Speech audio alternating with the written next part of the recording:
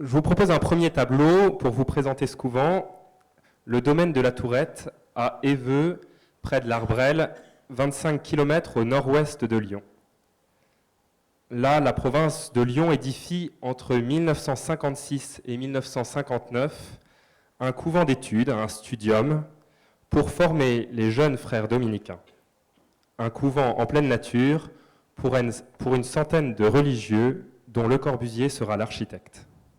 Second tableau, une parole d'un architecte et celle d'un prêcheur. D'abord, une parole de Le Corbusier. L'émotion architecturale, c'est le jeu savant, correct et magnifique des volumes assemblés sous la lumière. Et puis une parole du père Couturier, dont nous allons reparler. Pour un renouveau de l'art sacré, il est plus sûr de s'adresser à des génies sans la foi qu'à des croyants sans talent. Après un préliminaire sur l'art sacré rapide, j'aimerais découvrir avec vous ce couvent et les raisons du choix de ce célèbre architecte autour d'une question. Est-ce un couvent de Le Corbusier ou un couvent de frères dominicains ? Je dis cela en référence aux nombreuses publications qui existent sur ce thème, et notamment à un ouvrage de référence de Jean Petit, qui est un des premiers ouvrages sur le couvent, et qui s'appelle « La Tourette, un couvent de Le Corbusier ». J'y répondrai en proposant d'envisager ce lieu comme un couvent de prêcheurs, aux multiples prédications que nous évoquerons ensemble et qui incluront sans doute l'architecte. D'abord, l'aventure de l'art sacré, rapidement. Il n'est pas aisé de résumer en quelques mots l'histoire de la revue d'art sacré, mais je m'y risquerai, craignant sinon de nous faire passer à côté de la question et de deux grandes figures dominicaines dans ce domaine qui ont prêché par et pour l'art sacré.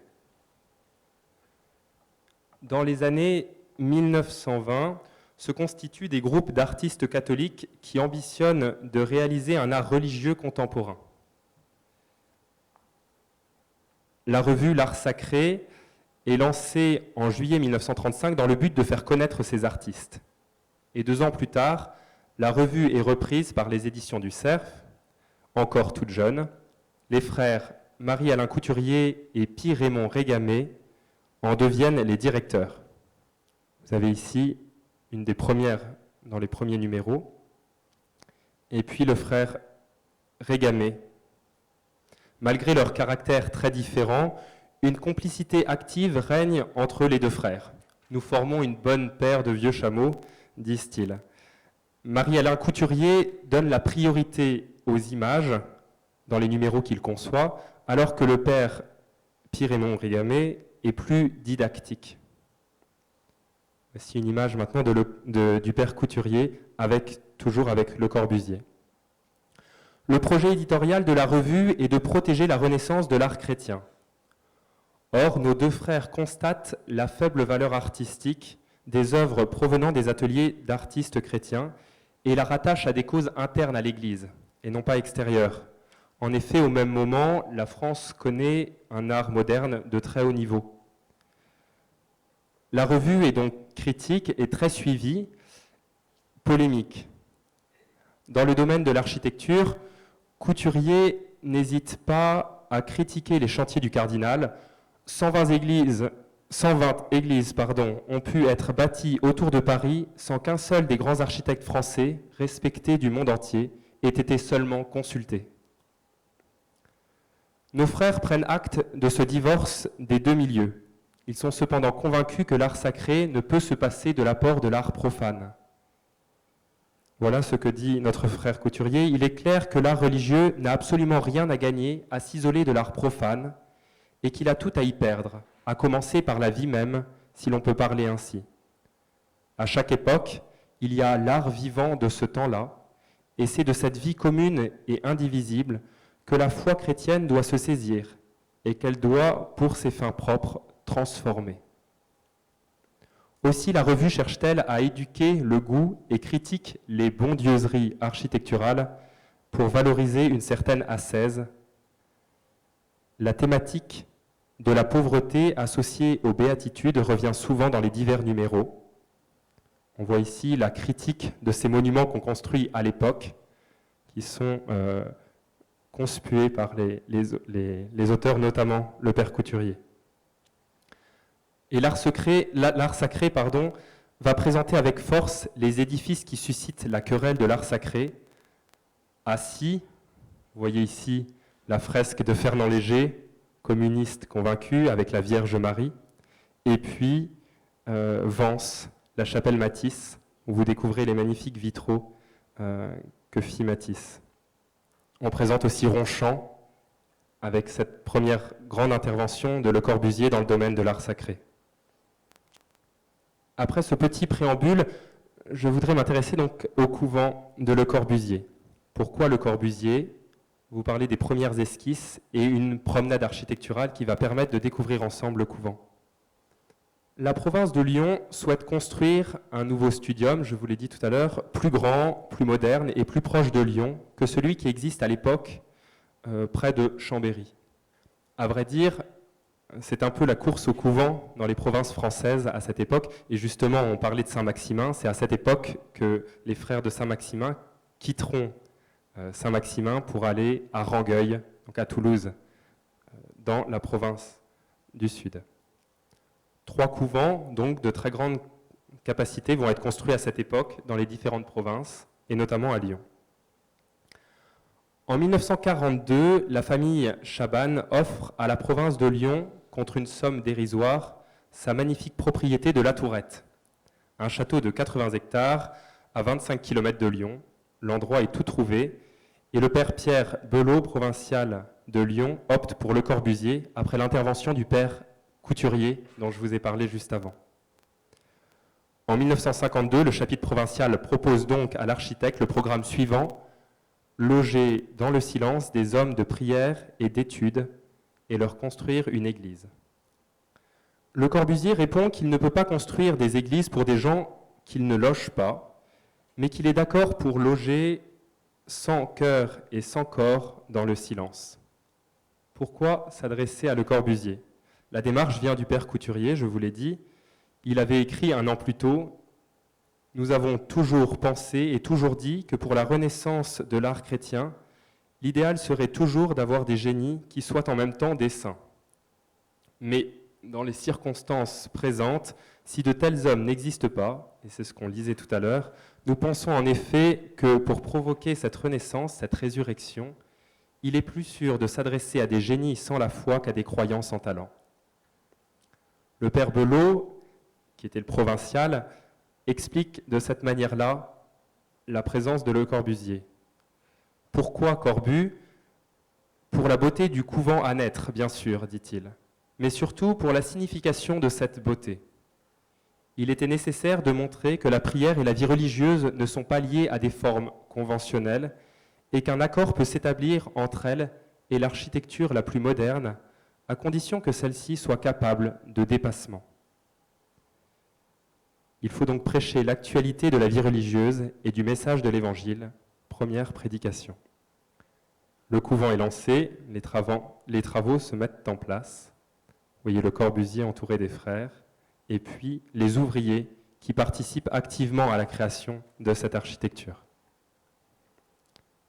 Voici le couvent de loin, avec les photos d'origine, les premières photos sur le site. Le couvent aujourd'hui, dans ce grand vallon, où il prend comme un face-à-face, où il est là comme un face-à-face vis-à-vis de la nature qui l'entoure. Premières esquisses. Le Corbusier se rend sur le terrain et voici ce qu'il écrit le soir de la première journée sur place, alors que l'idée est déjà dans sa tête. J'ai pris mon carnet de dessin comme d'habitude. J'ai dessiné la route, j'ai dessiné les horizons, j'ai mis l'orientation du soleil. J'ai reniflé la topographie. J'ai décidé de la place où ce serait, car la place n'était pas fixée du tout. En choisissant la place, je commettais l'acte criminel ou valable. Ici, dans ce terrain qui était si mobile, si fuyant, descendant, coulant, j'ai dit « Je ne vais pas prendre l'assiette par terre, puisqu'elle se dérobe, ou alors cela coûterait les frais d'une forteresse romaine ou assyrienne. » on n'a pas d'argent et ce n'est pas le moment de le faire. Prenons l'assiette en haut, à l'horizontale du bâtiment, au sommet, laquelle composera avec l'horizon. À partir de cette horizontale, au sommet, on mesurera toute chose depuis là et on atteindra le sol au moment où on le touchera. C'est de la palisse, mais c'est comme ça. C'est ainsi que vous avez un bâtiment très précis, dans le haut, et qui, petit à petit, détermine son organisme en descente et touche le sol comme il peut. C'est un aspect original de ce couvent, dit Le Corbusier, très original même.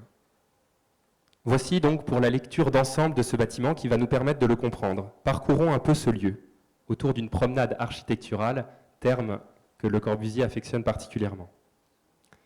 Quand on arrive à la Tourette, on arrive d'abord face à un bâtiment particulièrement austère, plein, un mur totalement fermé. Et en même temps, le bâtiment est relativement bas par rapport à la photo précédente que je vous ai montrée, où on a une hauteur bien plus importante lorsqu'on est en bas de la pente. On pourrait dire, et Le Corbusier le dirait, ce couvent ne se parle pas, il se parcourt. Alors osons quand même quelques pas, et comme on aime à le dire en architecture, l'architecture se vit avec les pieds essentiellement aussi. Cependant, dès qu'on a fait quelques pas, on rentre à l'intérieur du bâtiment et c'est une véritable ville qui se découvre à nous. Alors qu'on avait un espace extérieur plutôt fermé, l'intérieur est plein de surprises. Sur cette coupe, on va pouvoir comprendre un petit peu mieux l'organisme du bâtiment, même si c'est toujours quelques esquisses, parce qu'on ne peut pas tout voir. Au niveau de l'entrée du bâtiment, qui se fait sur la partie haute de la pente, et donc le rez-de-chaussée est en fait le 3e étage du côté bas, on a les salles d'études. C'est un studium, n'est-ce pas? Vous voyez ici le plan de ce premier niveau. En partie haute, vous avez ces fleurs polylobées, ces formes un petit peu étonnantes, qui sont en fait les parloirs, et puis ensuite les différentes salles de classe. Juste un point, vous pouvez voir le parcours assez étonnant des couloirs. On rentre au niveau de cette espèce de fleur en partie haute, et puis il y a un premier coude, un deuxième coude, et le couloir devient de plus en plus étroit, jusqu'à devenir extrêmement petit sur la partie donc droite pour vous de l'écran. Et c'est une manière pour l'architecte de nous faire rentrer progressivement dans l'espace de la clôture, faisant passer de l'espace commun à un espace plus individuel, de manière à, par l'architecture elle-même, signifier l'entrée dans un espace privé. En partie haute, les cellules. 100 cellules, un modèle très répétitif, des cellules tout en longueur. On n'a pas le temps de s'y attarder plus que ça. Voici la vue depuis les cellules. Chaque cellule est munie de son balcon. Cellule étroite, toujours aux formes du modulor. Le modulor, vous avez peut-être entendu déjà parler de ce terme. C'est une échelle de mesure que met en place Le Corbusier à partir du nombre d'or et de l'être humain. Un être humain idéal, si on peut dire, qui ferait 1,83 m, donc 2,26 m le bras levé, 1,13 m au nombril, et toutes ces dimensions lui permettent de composer l'architecture à partir des mesures de l'homme et non à partir de la mesure arbitraire que serait le mètre. Pourquoi est-ce qu'une salle devrait faire 1 mètre, 2 mètres, 3 mètres ou 4 mètres de large? Mieux vaut prendre les dimensions humaines. Vous voyez la composition de la façade, les balcons en partie haute et puis en dessous les salles d'études avec un rythme très différent. On peut lire sur la façade ce qu'il se passe à l'intérieur du bâtiment. En partie basse, en dessous donc du niveau d'arrivée du sol, ce sont les parties communes qui ne sont pas enfouies dans la terre puisqu'il y a la pente. Ce niveau est plus étrange, plus complexe aussi. Un grand cloître en forme de croix. Étonnant, au lieu d'avoir un cloître circulaire, vous avez un cloître en forme de croix, vient distribuer les pièces que sont le réfectoire et puis plus bas encore l'église. Ici une image du réfectoire avec les frères réunis en chapitre, c'était il y a quelques mois. Et puis on descend par un long conduit jusqu'à atteindre le point le plus bas. Et c'est dans le point le plus bas que se situe le niveau de l'église. L'église, on y accède exactement de la même manière que ce couvent est amarré comme un paquebot à la pente. Il y a ici une grande porte pivotante, métallique, qui fait beaucoup penser à la porte aussi basse que pourrait avoir un bateau et qui permet d'entrer dans l'église.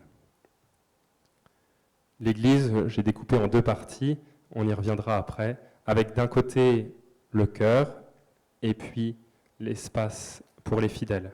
L'autel au centre, très nettement émergé. L'église est particulièrement fermée sur l'extérieur, un grand volume plein, très dépouillé aussi.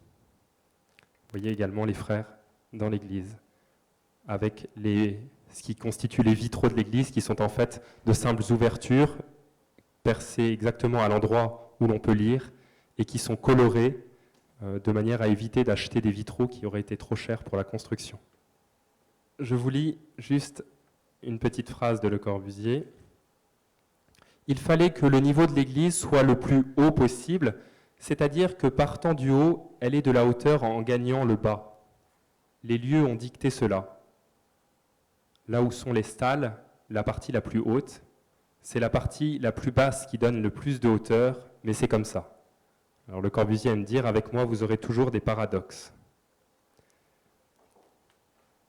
Et c'est avec les autels que le centre de gravité sera marqué, ainsi que le lieu sacré par excellence, qui donne cette note-là, qui doit déclencher le rayonnement de l'œuvre. Le Corbusier dit « Je suis l'inventeur de l'expression l'espace indicible, qui est une réalité que j'ai découverte en cours de route. Lorsqu'une œuvre est à son maximum d'intensité, de proportion, de qualité d'exécution, de perfection, il se produit un phénomène d'espace indicible. L'architecture supplée ou prolonge la parole à cet endroit. » Deuxième partie, un couvent de prêcheurs. Je vous propose 4 prédications. Prêcher la clôture et la liberté, la tradition et la modernité, la pauvreté et la lumière, le drame et l'évangile. Tout cela m'a étonné pendant cette journée parce que ça rentre en écho avec les différents thèmes que nous avons survolés aujourd'hui. Toujours, cette phrase de Le Corbusier, vous savez, avec moi, vous aurez des paradoxes tout le temps. Peut-être qu'on retrouve ça aussi un peu chez les prêcheurs. Le cloître, il y a 2 cloîtres dans ce couvent, un cloître sur le toit en forme de quadrilatère, sur lequel prend place un cloître, et puis également ce cloître que je vous évoquais tout à l'heure, le cloître de circulation, en forme de croix en partie basse. Donc un cloître de méditation en hauteur, un cloître de circulation en partie basse. Vous voyez, ce cloître de méditation sur le toit, ce qui fait que quand on regarde le couvent via le ciel, on ne voit plus que la nature, déjà des perspectives écologiques, on pourrait presque dire. Je ne parlerai pas du chauffage dans le couvent, ni de l'isolation inexistante. À l'intérieur du couvent, il y a une multitude de formes, multiplicité des volumes et des formes, et donc qui vient, face à ce volume de la clôture, qui ferme et qui enserre le bâtiment, donner une grande liberté et tout d'un coup faire découvrir la ville. Quand on est dans le couvent, on est dans une véritable ville, et ça se voit, la diversité se voit, la variété et la diversité du bâtiment se voit jusque dans les supports. Vous voyez avec quelle liberté il coupe, il tranche dans les voiles de béton pour donner ces formes organiques un peu étonnantes. Et on le voit, j'aime beaucoup cette image, jusque dans la fragilité de la ligne des bâtiments extérieurs. Donc si Le Corbusier suit des trames précises, il aime aussi cette liberté de la ligne. Vous voyez cette image vue du dessus, des canons à lumière qui permettent de faire entrer la lumière dans la crypte, et le mur étonnant, courbe, irrégulier, qui dessine cet espace. J'ai été frappé il y a quelques années lors d'une exposition, c'était en 2006, à Nancy, sur la peinture de Le Corbusier. Cette exposition s'intitulait « Le dessin comme outil », de découvrir la proximité entre certaines de ses peintures et les espaces architecturaux qu'il crée. Par exemple, ici, je vous donne une comparaison entre composition et tête, une peinture réalisée par Le Corbusier à la fin des années 20, et le futur plan de la chapelle de Ronchamp dessiné 20 ans plus tard. On sent dans les mouvements, bien que Le Corbusier n'est sans doute pas n'est pas retourné à ce dessin, on sent presque le plan de la chapelle déjà dessiné longtemps auparavant.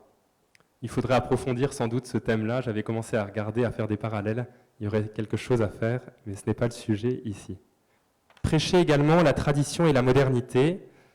Le provincial de Lyon, en évoquant le choix de Le Corbusier, s'explique en disant « La vérité est que ce choix nous a été inspiré par un désir de fidélité à la tradition dominicaine. » On le disait tout à l'heure, peut-être que la tradition dominicaine est aussi celle de l'écoute du monde contemporain, du monde présent en permanence, et donc d'un ajustement permanent.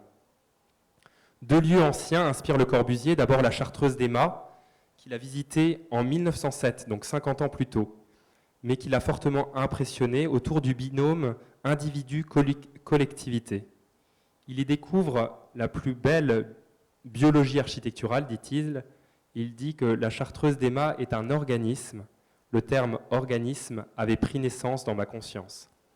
Et en fait, ce qui va beaucoup l'impressionner, c'est ces petites maisons placées autour d'un cloître qui toutes regardent vers l'extérieur, exactement comme il le fera à la Tourette. Toutes les cellules sont tournées vers l'extérieur, aucune ne regarde vers l'intérieur du cloître, ce qui permet à chaque frère de ne jamais voir le frère voisin, mais de toujours être projeté dans la nature. L'abbaye du Toronnais, j'étais content qu'on l'évoque tout à l'heure dans les architectures cisterciennes, elle fut aussi un lieu que Le Corbusier alla voir à la demande du père Couturier. Voilà ce qu'écrit le père Couturier à Le Corbusier. « Bien cher ami, j'espère que vous avez pu aller au Toronnais et que vous aurez aimé ce lieu. Il me semble qu'il y a là l'essence même de ce que doit être un monastère, à quelque époque qu'on le bâtisse, étant donné que les hommes voués au silence, au recueillement et à la méditation dans une vie commune ne changent pas, il rajoute, ne changent pas beaucoup avec le temps. C'est là un monastère à l'état pur. Maintenant, il n'y aura plus d'inconvénient à ce que je vous montre des monastères modernes où, dans une habitation embourgeoisée, nous vivons cependant la même vie qu'au XIIIe siècle, ce qui est absurde. L'Église, naturellement, dominera le tout. » Alors, il est à noter que le père Couturier utilise le terme monastère alors qu'on préférerait le terme couvent, et ça va inquiéter notamment le père Belot qui va intervenir en disant attention, on ne vit pas dans des monastères, et la Tourette effectivement se présente sous bien des aspects comme un monastère. En cela, est-ce qu'on peut dire que c'est un couvent de prêcheurs? Peut-être pas. Je vous présente quelques rapides parallèles entre le monastère du Toronnais et le couvent de la Tourette. Dans le cloître qui descend, au Toronnais comme à la Tourette, l'ouverture latérale unique. Dans le travail de la lumière, vous avez en partie basse ce que Le Corbusier appellera les mitraillettes à lumière. Et là, il faut rendre un hommage en fait à Xenakis, Yanis Xenakis, mathématicien, musicien, architecte aussi, et qui travaille pour Le Corbusier. Et c'est à lui qu'on doit en réalité beaucoup des belles réalisations de ce couvent, notamment tout le travail de la lumière. Et puis, cette lumière qui fait face à la pauvreté. Prêcher aussi la pauvreté et la lumière. Voilà ce que dit le père Couturier. La gloire de Dieu ne consiste pas dans la richesse et l'énormité, mais dans la perfection d'une œuvre pure. Si nos églises étaient ainsi, elles pourraient recommencer à enseigner au monde que très peu de choses suffit à l'essentiel. Durant tout le chantier, les frères prêchent la pauvreté. Effectivement, décidément, ils n'ont pas d'argent et on économise partout. Et les entreprises, à la fin des travaux, se félicitent. Ce couvent magnifique ne coûte pas plus cher au mètre carré de surface habitable qu'un HLM. C'est une véritable bataille gagnée. Pour l'architecte, les difficultés économiques du chantier n'ont fait qu'améliorer l'architecture. N'est-ce pas cela, posséder la pauvreté volontaire?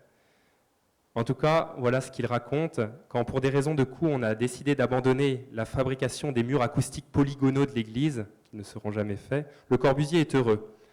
Et moi, j'étais content de ne pas les faire, ces murs polygonaux, parce que cela me paraissait superflu. Je crois que la réussite de cette église, qui dans mon idée devait être blanche, vous la voyez ici sur toute sa hauteur, sera atteinte tout de même, même si elle n'est pas blanche. Avec la lumière qui sera là-dedans, je compte que ce sera bien. Il n'y aura pas de distraction possible pour les images. Si vous voulez être bien gentil et témoigner de la sympathie à votre pauvre diable d'architecte, c'est en refusant formellement tout cadeau concernant et des vitraux, et des images, et des statues, moyennant quoi on tue tout. Non, que l'œuvre architecturale suffise. Si, elle suffit, ça suffit amplement. La pauvreté religieuse n'a de sens que si elle se présente dans la lumière, pourrait-on dire, et sous une certaine lumière en tout cas.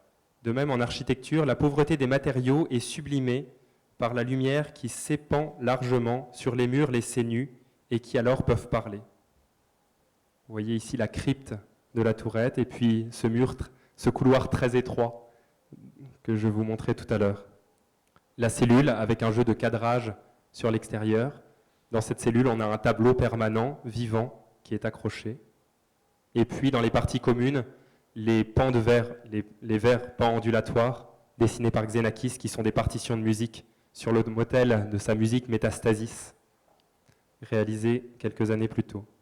La clé, c'est la lumière, et la lumière éclaire des formes, et ces formes ont une puissance émotive, par le jeu des proportions, par le jeu des rapports inattendus, stupéfiants. Je termine.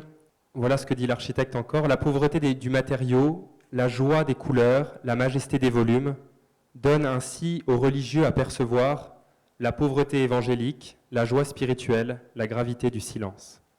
Et puis enfin, prêcher le drame et l'évangile. Voilà aussi Le Corbusier qui prêche, comme un frère presque. L'Église des religieux est importante. Elle a pour moi un sens. Elle devrait provoquer l'effusion par le jeu des proportions. La croix est le témoin. Je ne sais pas si vous voyez la croix sur l'image ici. Une croix extrêmement fine, placée à côté du jeune homme. Donc la croix est placée à gauche du jeune homme par rapport à vous, sur la tranche. Une croix extrêmement fine, presque à taille humaine, qui est fichée, plantée dans le sol, et non pas sur l'autel. L'autel est laissé nu. La croix est le témoin, témoin du drame le plus atroce qui fut jamais. Il était question de loger des religieux en essayant de leur donner ce dont les hommes d'aujourd'hui ont le plus besoin, le silence et la paix. Les religieux, eux, dans ce silence, placent Dieu. Ce couvent de rude béton est une œuvre d'amour. Il ne se parle pas, c'est de l'intérieur qu'il vit, c'est à l'intérieur que se passe l'essentiel. Aujourd'hui, le couvent s'est transformé et demeure un couvent de prêcheurs, où prêchent de nombreux frères prêcheurs, que ce soit les artistes, les frères qui demeurent sur place, il y a encore une dizaine de frères qui vivent là-bas, mais également l'architecte, les groupes d'étudiants, les visiteurs. Autant de personnes avec qui échanger et témoigner. Vous voyez ici des œuvres de François Morellet, puisque aujourd'hui des artistes contemporains interviennent aussi dans ce site pour continuer à faire résonner cette architecture. Il s'agit bien d'un couvent de prêcheurs, ou peut-être même un couvent prêchant. Mieux encore, on pourrait dire un couvent prêcheur. Ça fera référence, pour ceux qui connaissent cette histoire, à la bulle de fondation de l'ordre. Et je conclus sur les paroles d'un étudiant de l'époque, et devant cette belle œuvre de François Morellet dans l'Église, qui prend une dimension spirituelle, bien qu'elle n'ait pas été conçue pour cela à la base. Je conclus donc sur ces paroles d'un étudiant. Notre couvent restera sur cette colline, immergé dans la nature, hermétique, pour tous ceux qui viennent s'y repaître de modernisme ou cèdent à un snobisme passager.